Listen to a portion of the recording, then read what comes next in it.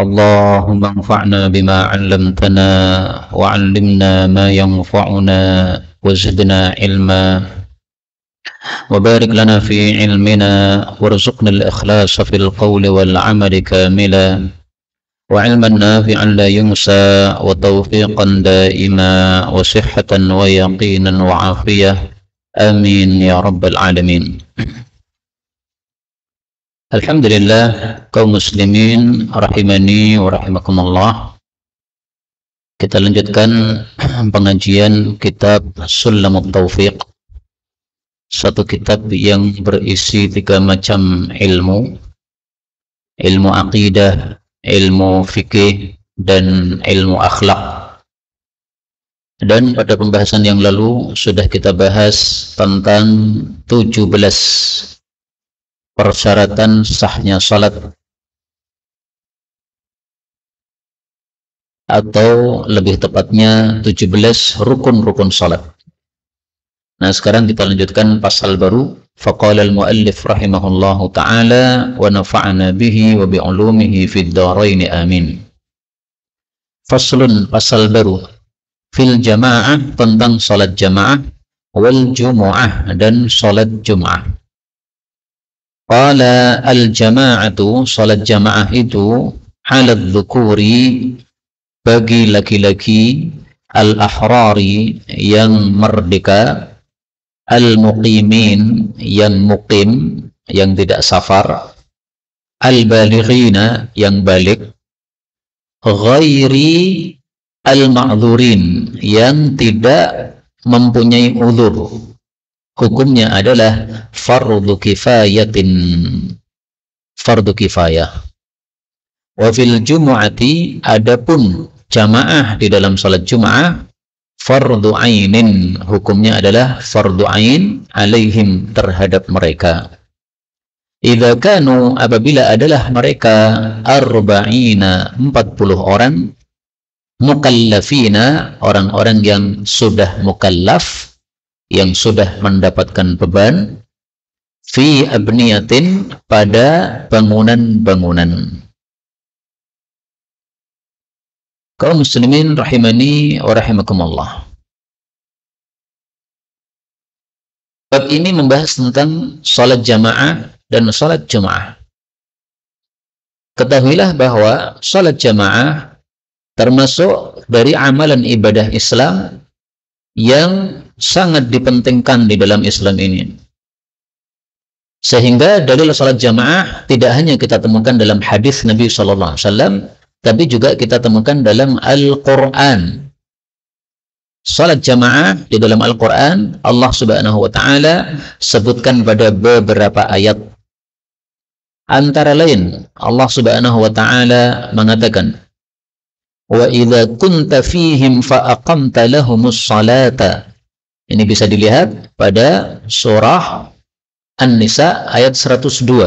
Nah, ini tentang salat jamaah dalam kondisi perang. Bayangkan, dalam kondisi perang saja masih disuruh oleh Allah untuk salat berjamaah. Ini menunjukkan pentingnya salat jamaah. Demikian juga disebutkan oleh Allah pada surat yang lain, yaitu surat Al-Baqarah ayat 43. Allah mengatakan, warka'u ma'ar raki'in, rukuklah bersama orang-orang yang rukuk. Maksudnya, salatlah bersama orang-orang yang salat, yaitu salat berjamaah. Maka salat jamaah diperintahkan oleh Allah dalam Al-Quran, juga diperintahkan oleh Rasulullah SAW dalam hadis-hadis yang sahih. Nah, muncul pertanyaan, perintah di dalam salat jamaah ini hukumnya apa? Apakah wajib ataukah sunnah?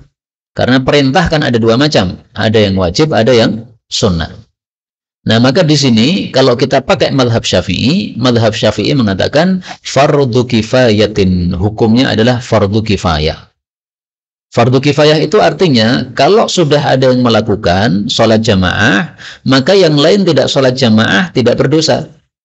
Misalnya di kampung ini ada 100 orang misalnya, yang salat jamaah berapa? 10 orang.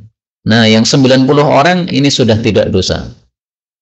Tetapi kalau 100 orang ini tidak ada yang salat jamaah di masjid, semua dosa. Jadi zuhur nggak ada yang ke masjid, dosa, sekampung dosa. Kenapa? Tidak ada salat jamaah. Dan ini diancam oleh Nabi Shallallahu Alaihi Wasallam. Kalau satu kampung tidak ada yang mengadakan salat jamaah, pasti akan dikuasai oleh setan. Rasul Shallallahu Alaihi Wasallam bersabda, "Ma min thalathatin fi qaryatin."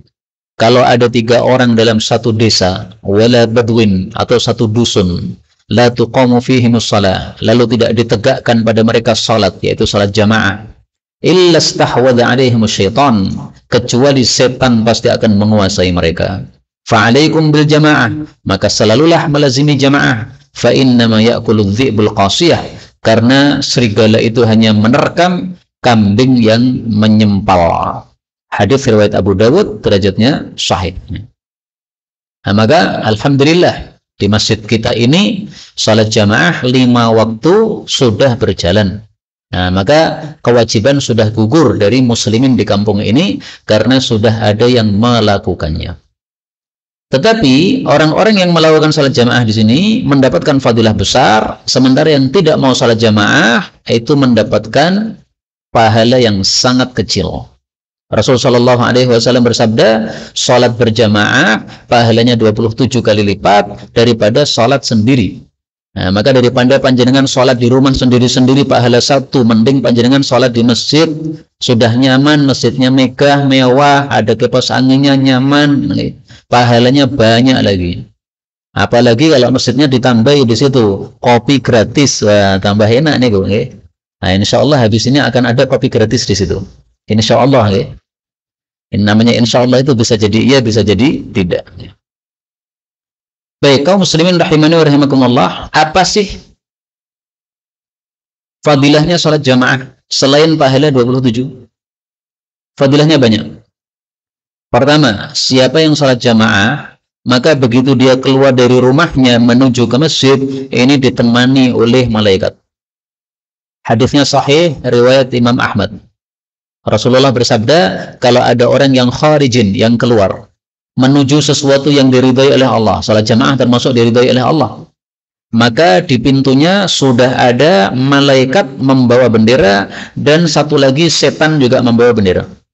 Kalau dia menuju kepada sesuatu yang diridhai oleh Allah, yang ikuti adalah malaikat. Kalau dia menuju sesuatu yang dibenci oleh Allah, maka yang ikuti adalah setan. Jadi panjenengan sekarang hadir ke majelis ilmu ini, termasuk saya dari Solo ke majelis ilmu ini kita bersama para malaikat. Mereka bawa bendera sampai masjid ini. Nggak tahu parkir di mana, nggak tahu. Pokoknya ada malaikat di sini. Malaikat ini menyertai kita sampai kita pulang lagi ke rumah masing-masing. Nah, ini fadilah yang pertama. Salat jamaah juga begitu. Panjenengan dari rumah ke masjid ini bersama para malaikat. Nanti sampai rumah lagi masih bersama malaikat. Begitu masuk rumah sudah, nah, malaikatnya pergi. Fadilah yang lain, ketika kita melangkahkan kaki untuk salat jamaah, maka satu langkah ini panjenengan hitung 10 pahala. Nah, silakan dihitung. Dari rumah menuju ke masjid, berapa langkah? Kalau 100 langkah, berarti pahalanya berapa? 1000 pahala. Karena satu langkahnya dihitung 10 pahala. Hadisnya sahih, riwayat Imam Ahmad. Kutibalahu bikulli khatwatin 10 hasanatin. Dicatat untuknya setiap langkahnya 10 pahala. Dalam hadis yang lain, satu langkah bukan 10 pahala, tapi 1 pahala. Ini sama-sama sahihnya hadisnya. Tapi bertentangan. Satunya mengatakan 1 pahala, satunya mengatakan 10 pahala. Nah, untuk kompromikan gimana? Komprominya adalah berarti ada yang dapat pahala 10, ada yang dapat pahala 1. Mungkin orang yang telat jamaahnya pahalanya 1, yang tidak telat jamaahnya pahalanya 10. Mungkin, ya. Ala kulli hal, ada yang dapat 1, ada yang dapat 10. Kemudian di sini beliau mengatakan yang fardu kifayah untuk salat jamaah adalah az-dzukur. Syarat pertama laki-laki. Berarti ibu-ibu tidak wajib salat jamaah. Maka ibu-ibu kalau salat di rumah masing-masing silahkan. Bahkan perempuan berbeda hukumnya dengan laki-laki. Perempuan lebih utama salat di rumah masing-masing daripada di masjid. Tetapi perempuan bebas. Perempuan yang suka di masjid silahkan ke masjid. Perempuan yang suka di rumah, silahkan di rumah, lebih baik karena Rasulullah mengatakan salatuha fi baitiha khairun. Salatnya perempuan di rumah masing-masing lebih baik daripada salatnya di masjid. Kemudian syarat kedua, al-ahrar, dia orang merdeka. Berarti kalau dia budak maka tidak wajib salat jamaah. Kenapa? Budak ini tidak menguasai dirinya sendiri. Dirinya dimiliki oleh majikannya.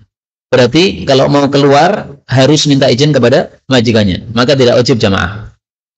Al-muqimin, yang muqim, berarti musafir, tidak wajib salat jamaah. Panjenengan safar, kemudian mendengar adzan Allahu Akbar, Allahu Akbar, apakah wajib mampir di masjid? Enggak. Lanjut terus, silahkan. Seperti saya tadi, dari Solo menuju ke sini, mendengar adzan di beberapa masjid, tapi kami enggak berhenti. Berhentinya mendekati Gunung Kidul ini. Nah, baru berhenti kemudian sholat di situ. Sholatnya di masjid itu sudah selesai. Kita sholat sendiri, nggak ada masalah karena musafir. Al-balighin, yang balik. Berarti kalau masih anak-anak tidak wajib sholat jamaah. Maka yang balik saja yang wajib sholat jamaah. Balik tandanya ada 3. 1, sudah muncul pada kemaluannya bulu, atau sudah usia 15 tahun, atau sudah pernah mimpi basah. Kalau perempuan tambah 1 lagi, atau sudah haid. 4 ini. Ini berarti yang balik. Ini ada 1 yang tidak disebutkan oleh penulis, yaitu apa? Orang yang berakal. Karena orang yang gila tidak wajib sholat jamaah. Nah, maka panjenengan bisa tambah sendiri, yaitu al-uqala, orang yang berakal yang wajib sholat jamaah. Tidak berakal, nggak wajib.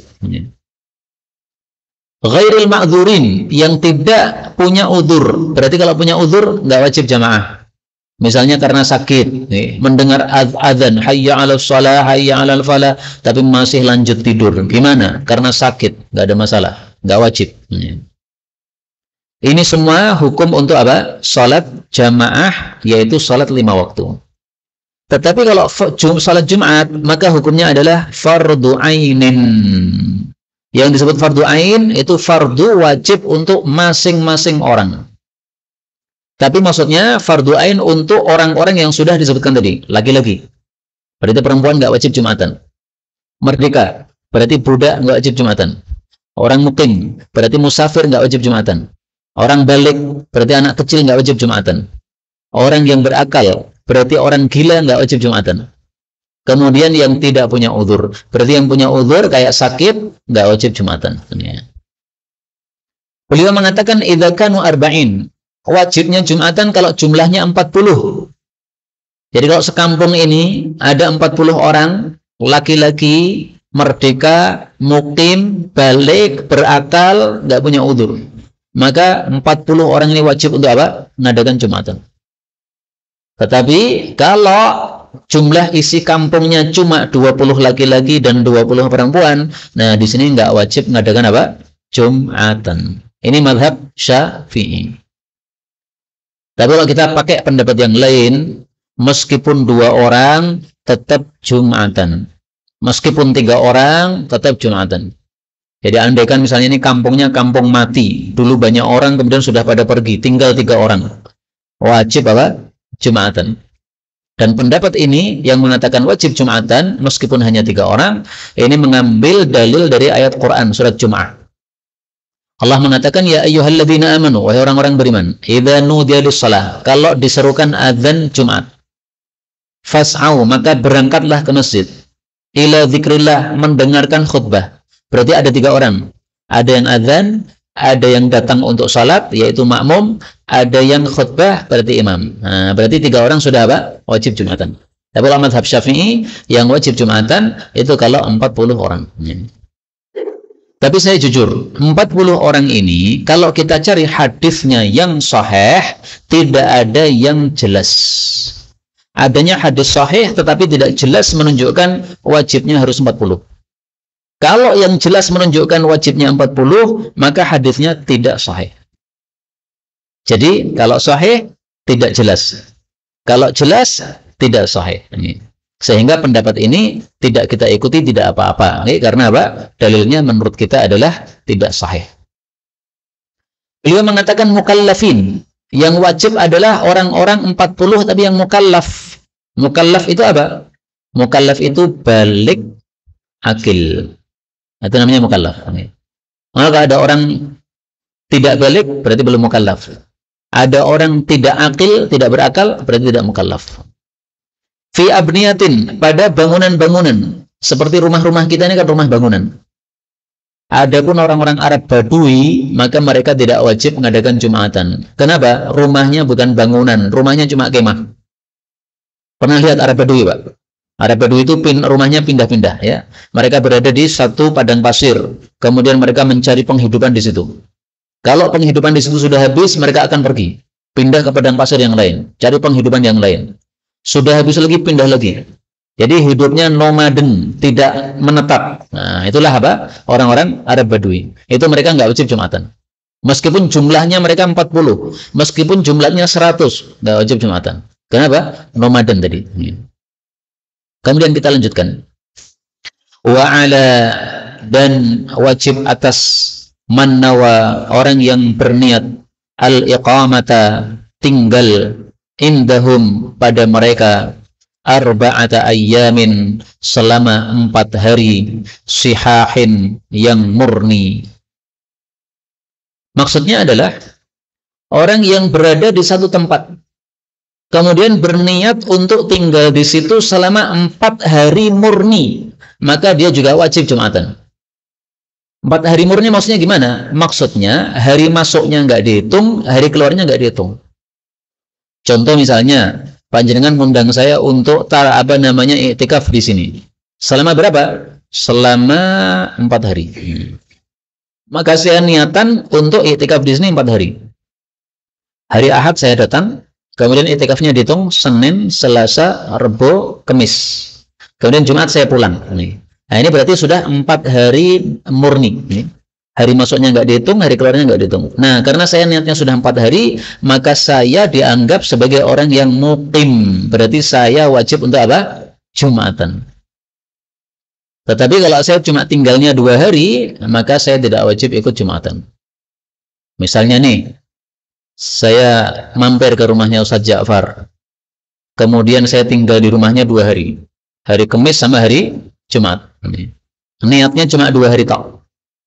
Maka saya bukan termasuk orang yang apa? Yang muqim. Nah, sehingga karena saya bukan termasuk orang yang muqim, maka tidak wajib Jumatan bagi saya. Kemudian wa'ala, dan wajib atas man balaghahu, orang yang sampai kepadanya nida'u sayyitin, azannya orang yang bersuara keras, min tarafin, dari satu ujung, yalihi, yang dekat dengan dia, min baladiha, dari kota dia. Jadi maksudnya yang wajib Jumatan adalah yang mendengar azan yang dikumandangkan oleh muadzin dengan suara normal tanpa mic. Zaman dulu kan nggak ada mic kan?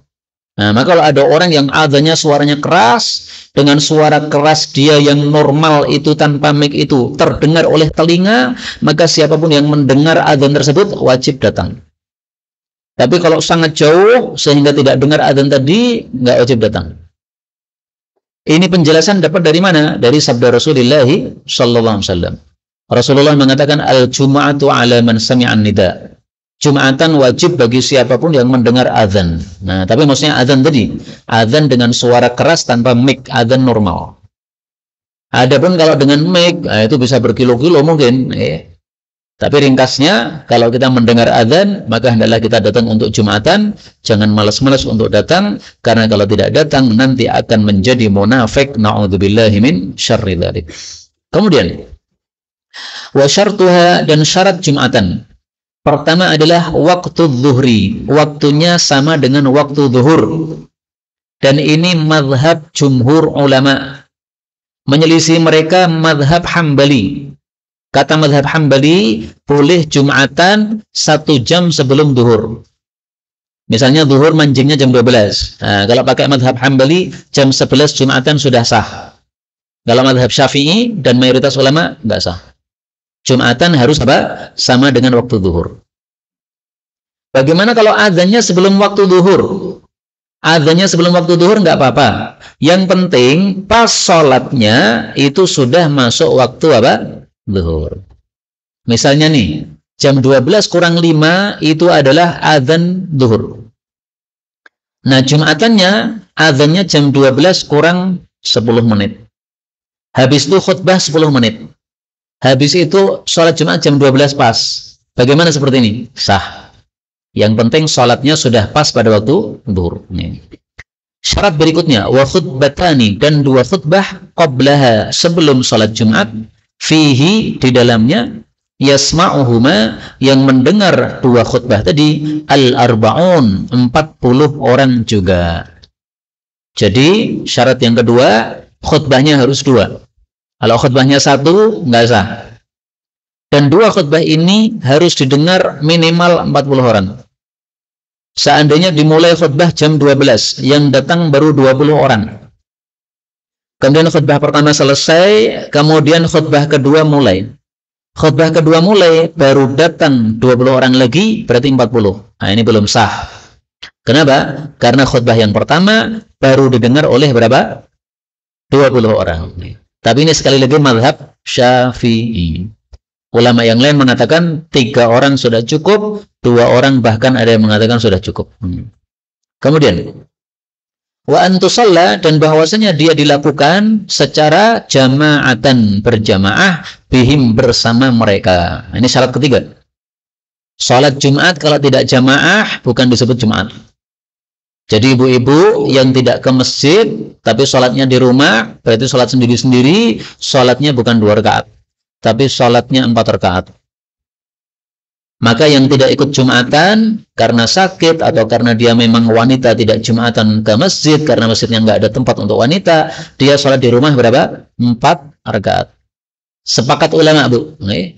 Maka ibu-ibu nggak boleh sholat Jumat di rumah 2 rakaat, nggak boleh. Ini menyelisih ijma' atau sepakatan para ulama.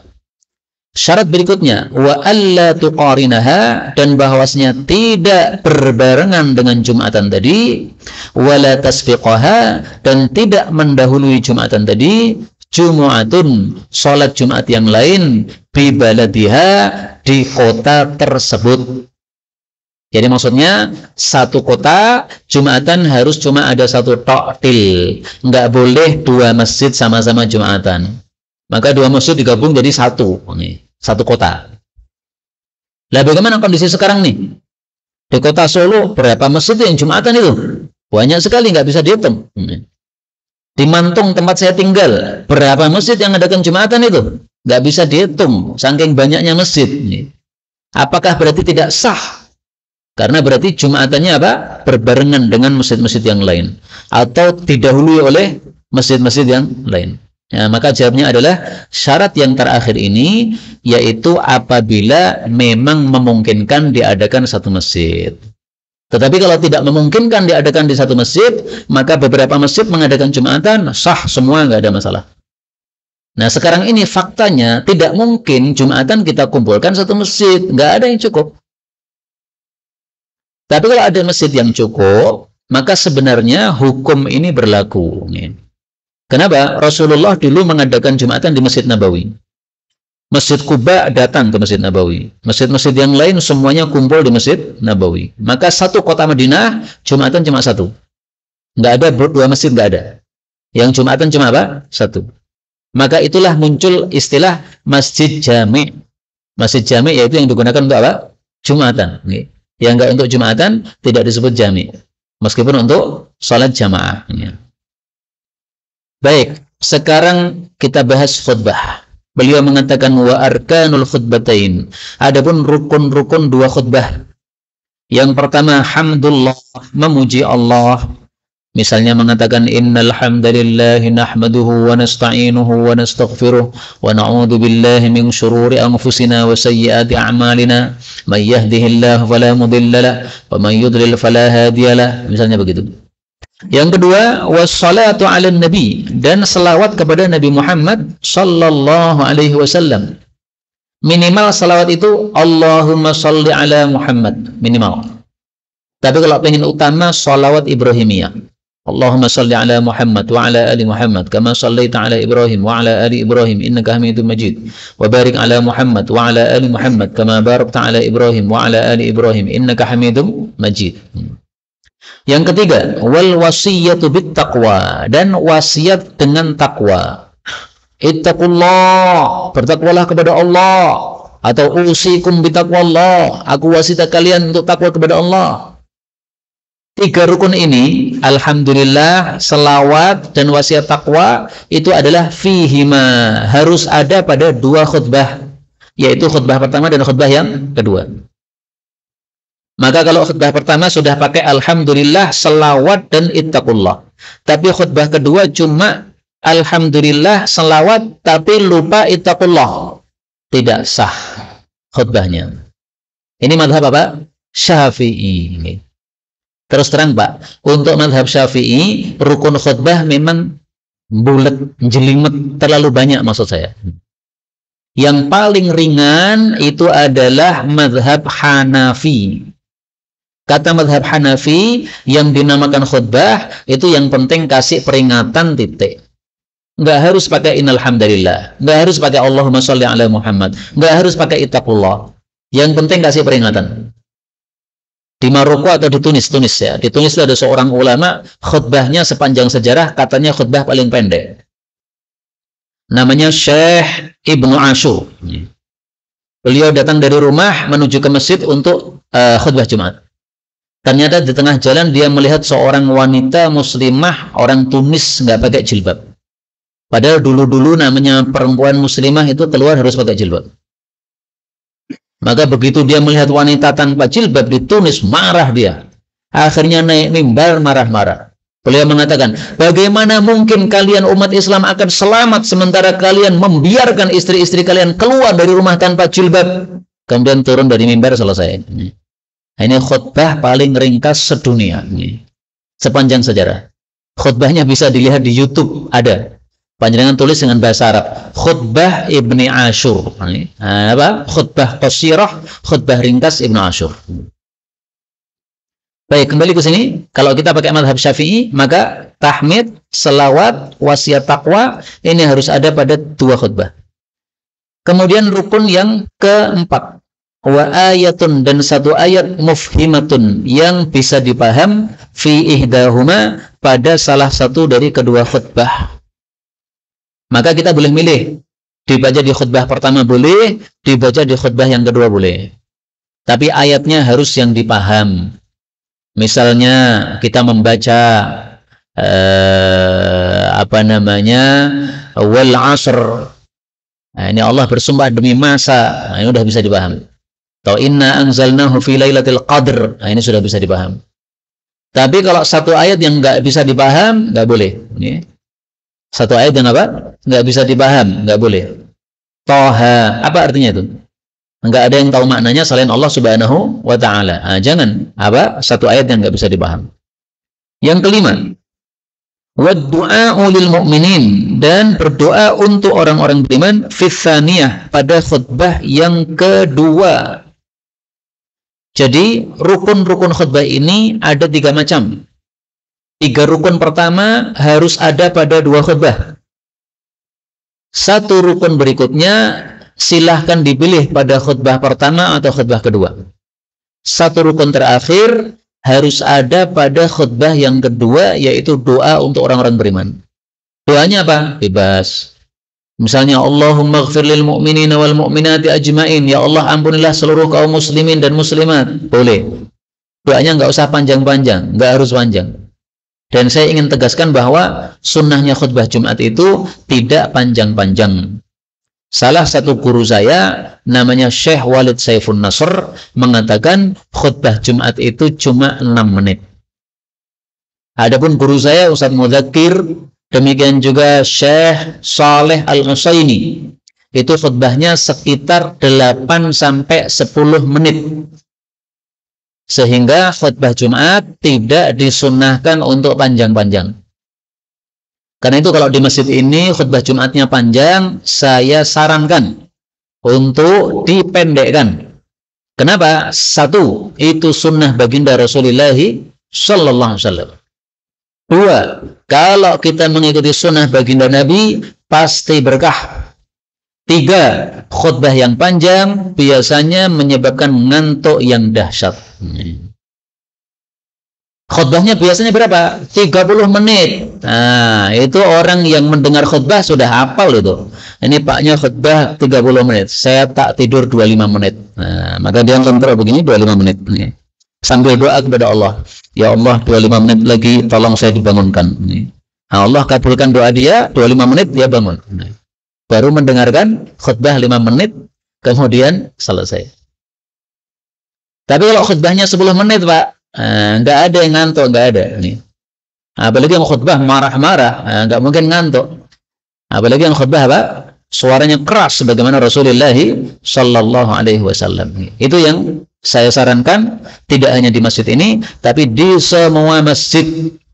Baik di masjid ini maupun di masjid yang lainnya, sunnah Rasul Sallallahu Alaihi Wasallam, beliau mengatakan, Inna tula salatir rajul. Sesungguhnya panjangnya salat seseorang, maksudnya salat Jumat. Wa qisara khutbatihi, dan pendeknya khutbah. Ma'innatun min fikhihi, itu adalah tanda paham agama. Fa'atilus salah, maka panjangkan salat Jumat. Waqsirul khutbah, pendekkan khutbah Jumat. Hadis riwayat Imam Muslim dari Ammar bin Yasir. Demikian juga Rasul Shallallahu Alaihi Wasallam karena adalah la yutilu, tidak memanjangkan al-mau'izatan, nasihat yaumal jum'ah, pada hari Jumat. Hadis riwayat Abu Dawud. Maka kita punya dua dalil di sini. Dalil pertama sabda Nabi, uqsuru, pendekkan. Dalil kedua perbuatan Nabi, la yutil, beliau enggak manjangkan. Nah, maka kita panjangkan berarti menyelisih dua dalil. Perintah Nabi sama perbuatan Nabi Sallallahu Alaihi Wasallam. Padahal semua kita apal. Laqad kana lakum fi Rasulillahi uswatun hasanah. Rasulullah tauladan yang baik. Lah tauladan yang baik kok nggak diikuti? Kenapa? Mari kita ikuti. Dulu saya tidak mau khutbah Jumat, Pak. Dulu. Karena saya berpikiran saya ini orang yang perlu dinasihati, bukan menasihati. Maka saya nggak mau khutbah Jumat. Karena khutbah Jumat adalah apa? Nasihat. Tapi lama-lama saya berpikir, ini kalau saya tidak turun gelanggang, ini khutbah Jumat pasti panjang terus. Rata-rata waktu itu khutbah Jumat 30 menit, rata-rata waktu itu. Maka saya tawarkan, ini kalau mau khutbah Jumat, sesuai sunnah Nabi, nggak usah panjang-panjang. Kalau saya khutbah, saya 10 menit. Akhirnya ternyata banyak yang suka khutbah 10 menit, Pak. Sehingga sekarang ini Alhamdulillah, Jumat 1, saya sudah khutbah di Masjid Semanggi, rutin. Jumat 2, saya khutbah di Masjid Solo, rutin. Jumat 3, saya khutbah di Masjid Kebonan, Sriwedari, rutin. Jumat keempat, ini ada yang kosong. Ada Jumat kedua sama Jumat genap sama Jumat ganjil. Dari Jumatnya ini yang kosong adalah Jumat keempat saja. Yang genap atau yang ganjil saya lupa. Bulan genap atau bulan ganjil saya lupa. Tapi lainnya isi semuanya. Jadi ternyata Masya Allah, orang semangat untuk menegakkan sunnah khutbah Jumat 10 menit. Ini sesuatu yang baik. Tapi salatnya kalau bisa lebih dari khutbahnya. Khutbahnya 10 menit, maka salatnya berapa? 12 menit, 15 menit. Kalau panjenengan kuat salat seperti Ustaz Mudzakir 30 menit, nggak silahkan. Pernah Pak, salat Jumat 30 menit? Kalau pengen nyoba, silahkan datang ke masjidnya Ustaz Mudzakir. Dipaskan yang imami Ustaz Mudzakir 30 menit salat Jumat. Kalau panjenengan nggak siap, maka sebelum Jumatan ngopi dulu, supaya nggak ngisi-sini. Tengah-tengah rukuk tiba-tiba delosor. Dan ada cerita. Ini kan di masjidnya Ustaz Mudzakir itu kan di sampingnya ada hotel gitu. Nah, pas Jumatan ada orang hotel, orang musafir tinggal di hotel itu, kemudian ikut Jumatan. Ternyata Ustaz Mudzakir panjang sekali, 1 rakaat 15 menit. Berdirinya lama sekali. Maka orang itu kemudian batal, rakaat kedua dia keluar, tapi keluar baliknya ke hotel, balik ke masjid mana. Kira-kira skapok nih, skapok agar salat kono. Tapi kalau saya, menurut saya, 30 menit itu terlalu memberatkan jamaah. Wallahu a'lam, itu menurut saya pribadi.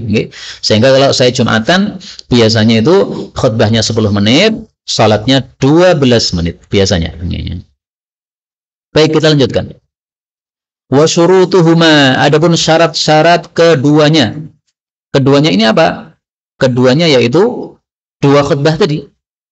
Satu, at-taharatu, suci anil hadatsain, dari dua hadas. Jadi dalam mazhab Syafi'i tidak boleh khutbah dalam keadaan batal, kentut nggak boleh. Nah kalau khutbahnya batal gimana? Minta izin dulu. Saya tak wudu dulu, karena saya ngentut ini. Nah pas imamnya wudu, panjenengan ngobrol-ngobrol silakan. Tapi begitu imamnya naik mimbar lagi, maka diam, nggak boleh ngomong. Syarat yang kedua, wa anin najasati, suci dari najis, fil badani, baik badannya, wal makani, maupun tempatnya, wal mahmuli, maupun yang dia bawa. Jadi badannya nggak boleh terkena tai cicak, najis. Tempat dia berdiri, mimbarnya nggak boleh ada tai cicak yang dia injak di situ, nggak boleh. Kemudian dia bawa apa? Selendang misalnya, atau peci misalnya. Pecinya ada pipisnya anaknya. Nggak boleh, nggak sah. Syarat yang ketiga, satrul aurah, menutupi aurat. Nah, maka nggak boleh seorang khatib pakai celana pendek setengah paha. Pakai katok kolor nggak, Pak? Innal hamdalillah, koloran. Nah, ini nggak sah. Apa? Bukan nggak sah, tapi apa? Tidak memenuhi syarat. Kemudian yang keempat, wal qiyam, harus berdiri, nggak boleh duduk. Khatib boleh duduk apabila dia punya uzur. Pertama kali khatib duduk adalah Sayyidina Muawiyah. Sebelum Muawiyah belum ada khatib duduk, belum ada. Nah Muawiyah ketika menjadi khalifah, dia khutbah Jumat sambil duduk. Kenapa? Karena dia badannya gemuk, sehingga badannya susah untuk berdiri. Maka beliau minta izin, saya minta izin khutbah dengan duduk karena badan saya susah ini. Akhirnya para sahabat mengatakan, ya silakan, nggak apa-apa. Nah, maka dia khutbah dengan duduk. Boleh kalau pakai udur boleh, nggak udur nggak boleh. Kemudian syarat kelima, wal julusu bainahuma, dan duduk di antara dua khutbah. Duduk ini istilahnya adalah duduk istirahat. Lamanya berapa? Para ulama katakan sekitar tumakninah. Sekitar apa? Tumakninah. Jadi nggak boleh duduk langsung berdiri, nggak boleh. Itu belum tumakninah. Duduk sekira membaca tasbih satu kali, subhanallah. Nah, baru kemudian berdiri lagi. Pas duduk membaca apa? Nggak ada bacaan wirid tertentu, bebas. Mau baca silahkan, tidak baca silahkan. Mau minum silahkan, tidak juga silahkan. Saya melihat di masjid di daerah Qatar, okay? Itu khutbah Jumat, para jamaah semuanya disiapi air minum aqua di depannya masing-masing. Saya pikir kenapa ya ini khutbah Jumat pakai minum? Ternyata khutbahnya terlalu panjang, 45 menit Pak, seperti pengajian. Nah itu khutbah yang tidak sesuai sunnah, makanya perlu minuman tadi. Sebenarnya khutbah 10 menit sudah cukup. Ada yang perlu minum imamnya, khatibnya, karena dia teriak-teriak. Teriak 5 menit itu kalau dahsyat bisa ngelak Pak. Maka minum silahkan, karena apa? Memang ini untuk istirahat. Syarat yang keenam, wal wila'u bainahuma, dan harus berkesinambungan antara kedua khutbah tadi. Jadi khutbah pertama istirahat sejenak, sambung khutbah kedua. Nggak boleh khutbah pertama kemudian khatibnya mengatakan monggo silahkan ngopi-ngopi dulu, nanti setelah ngopinya selesai kita lanjut khutbah kedua. Nggak boleh. Ini berarti apa? Enggak berkesinambungan. Berkesinambungan itu artinya satu selesai, lanjut berikutnya. Istirahat lama enggak boleh. Yang ketujuh, wa bainahuma wa bainas shalah. Juga sambung antara dua khutbah tadi dengan sholatnya, sambung. Maka selesai dua khutbah, imam turun langsung qomat. Nggak boleh imamnya mengatakan ini setelah dua khutbah silahkan ambil snack di luar, nanti kalau sudah makan kenyang semua baru kita sholat Jumat. Nggak boleh. Kenapa? Tidak sambung tadi, harus sambung. Kemudian yang kedelapan, wa ayyakuna bil arabiyyah. Ini yang paling penting ini. Dan bahwasanya dua khutbah itu harus dengan bahasa Arab. Di sini khutbah Jumatnya pakai bahasa Arab atau bahasa Jawa? Mesti Jawa nggih, mesti nggih. Nah, ini bagaimana ini? Maka jawabnya adalah satu, yang dimaksud harus berbahasa Arab adalah pada rukun-rukunnya saja. Rukunnya apa tadi? Satu, tahmid. Maka tahmidnya nggak boleh pakai bahasa Indonesia. Segala puji hanya bagi Allah, nggak bisa. Harus bahasa Arab. Innal hamdalillah. Salawatnya harus berbahasa Arab, nggak boleh. Mudah-mudahan salawat untuk Nabi, nggak bisa. Allahumma sholli ala Muhammad. Wasiat takwa harus berbahasa Arab, nggak boleh. Monggo kita takwa kepada Allah, harus ittaqullah. Ayatnya harus berbahasa Arab, nggak boleh diterjemahkan. Kemudian doa untuk orang-orang beriman harus bahasa Arab. Jadi yang dimaksud berbahasa Arab adalah apa? Rukun-rukunnya. Tapi saya ingin garis bawahi lagi.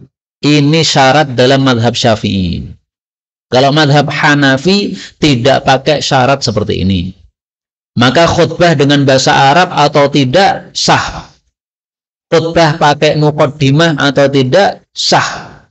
Karena apa? Tujuan khutbah kasih peringatan. Jadi khotibnya naik mimbar kemudian bilang, ibu-ibu kalau keluar dari rumah pakai jilbab, nggak pakai jilbab masuk neraka, langsung turun dari mimbar, boleh. Imamnya naik mimbar, khutbahnya 1 menit. Contoh 1 menit gimana? Nah, saya menit ini, khutbah 1 menit. Bismillahirrahmanirrahim. Bapak-bapak rahimani wa rahimakumullah. Panjenengan kalau ada yang masih merokok, silahkan rokoknya ditinggalkan. Kenapa? Karena rokok itu la yusminu wa la yughni min ju'. Tidak membuat gemuk dan tidak bisa melenyapkan lapar seperti makanannya ahli neraka. Kemudian saya turun dari mimbar. Nah, ini sudah sah. Mungkin orang dong gerundel lagi. Wah, nganyeli ke khotib kayak. Aku merokok malah disindir. Nah, disindir kayak betul napa-napa. Yang penting nasihat. Nah, pun inilah madhab Syafi'i. Panjenengan pakai madhab Syafi'i boleh, tetapi kalau biasanya khutbahnya tidak seperti ini, rinci seperti ini, berarti panjenengan pakai madhab Hanafi juga apa? Boleh. Tapi kalau panjenengan pengen plek dengan madhab Syafi'i, ini tolong diperhatikan, terutama yang jadi khotib-khotibnya. Apa saja rukun-rukunnya? Nah, 5 dihafalkan. Apa saja syarat-syaratnya? Ada 8 dihafalkan. Kemudian dipraktekkan. Kenapa? Karena kalau panjenengan diundang di khutbah di tempat yang masih memegangi madhab Syafi'i, sementara rukun panjenengan tidak komplit, nanti sebagian jamaah pasti gerundel. Ini jamaatannya ora sah. Kenapa? Pak khotibnya nggak pakai ittaqullah. Karena saya pernah, Pak, turun dari mimbar ada yang mendekati. Ustaz, antum tadi belum pakai ittaqullah. Nah, maka saya jawab, saya sudah pakai, Pak. Tapi kalimatnya bukan ittaqullah, tapi usikum bitaqwallah misalnya. Enggak harus ittaqullah. Yang penting apa? Wasiat takwa. Baik, inilah kaum muslimin rahimani wa rahimakumullah, beberapa penjelasan yang penting berkaitan salat jamaah dan jumatan. Ringkasnya 1, ya.